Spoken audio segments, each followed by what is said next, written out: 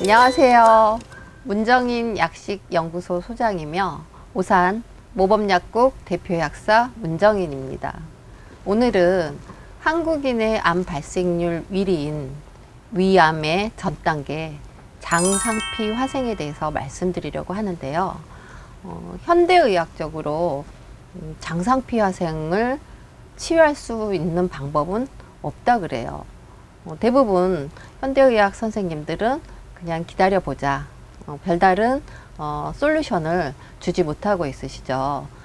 장상피 화생의 전 단계가 위축성 위염이고요. 위축성 위염 전 단계가 위염이나 위궤양입니다. 위점막은 위산에 견디도록 설계가 되어 있고요. 가장 재생이 잘 되는 점막 중에 하나입니다. 그러면 이 재생이 잘 되는 위점막이 왜 손상을 입었을까요?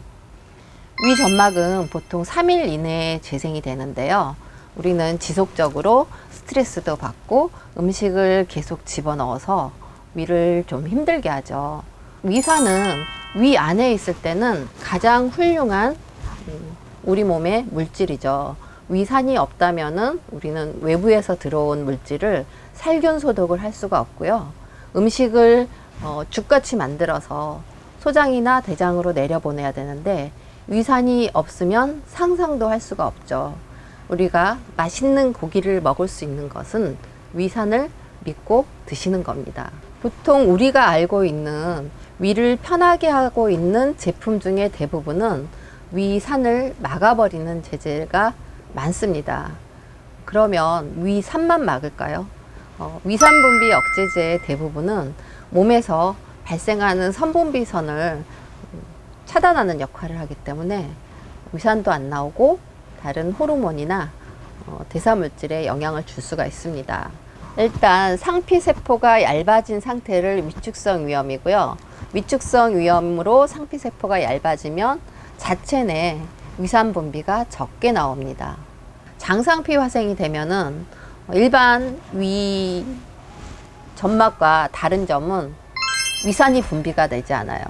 결국은 위염이 만성 위염이 위축성 위염이 되고 위축성 위염이 장상피 화생으로 진행되고 여기서 돌연변이가 되면은 위암으로까지 가게 되죠. 사실 장상피 화생에서 위암으로 가는 확률이 그렇게 많지는 않다고 하지만 정상인보다 장상피 화생을 가졌던 사람들의 위암 발생률은 4배 정도 높다고 하니까 장상피 화생은 꼭 치료해야 될 질환 중 하나입니다.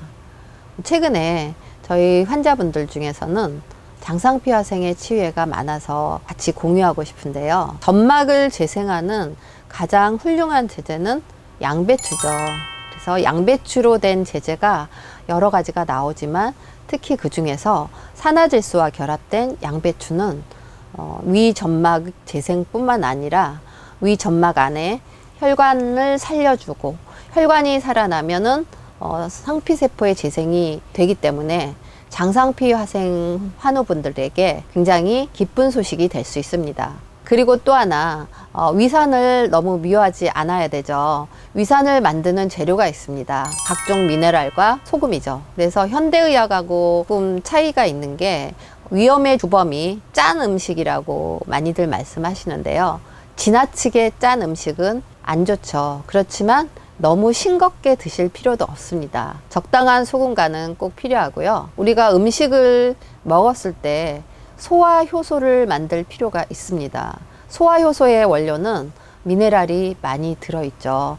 미네랄은 대사과정, 소화과정에서 중요한 촉매 역할을 합니다. 녹즙과 밀싹즙은 소화효소와 대사효소를 만드는 원료인 미네랄이 풍부하게 함유되고 있습니다. 장상피 화생에서 위암으로 안 가게 하는 생활 습관이 있는데요. 너무 매운 음식, 밀가루 음식, 그리고 탄 고기가 안 좋다는 건 다들 아실 겁니다. 그리고 커피, 이런 음식은 될 수 있으면 적게 드시는 것이 좋습니다.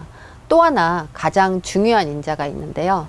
우리가 많이 알고 있는 헬리코박터 파이로리 균. 이 균 자체가 위장 질환에 굉장히 중요한 의미를 가지고 있는데요. 현대의학으로는 항생제와 여러 가지 약물을 섞어서 일주일에서 14일 정도 사이를 두고 제균요법을 하기도 합니다. 우리가 여기서 좀 생각을 해봐야 되는 건요. 균의 입장을 보면은 약물 투여가 맞는데요. 그 균이 생기게 하는 환경은 우리 자신입니다. 따라서 약물요법 후에도 지속적인 관리가 필요하고요. 이미 헬리코박터 파이로리 균을 살기 좋게 하는 환경을 내가 제공한 거죠. 그 생활 습관과 식습관을 바꿔주시는 것이 매우 중요하고요. 지속적으로 추적 관찰도 필요합니다.